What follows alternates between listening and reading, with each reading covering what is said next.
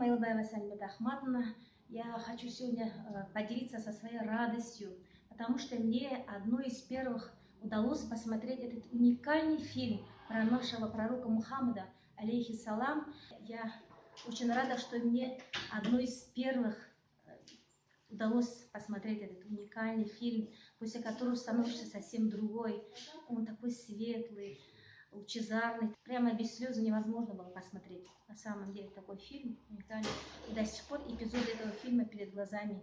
Так что я всем советую обязательно сходить, посмотреть, так как есть такая уникальная возможность. Это благодаря нашему районному духовенству, что они смогли сделать так, чтобы этот фильм могут посмотреть жители Ногайского района. Обязательно сходите, посмотрите, не пожалеете, наоборот, для себя возьмите очень много.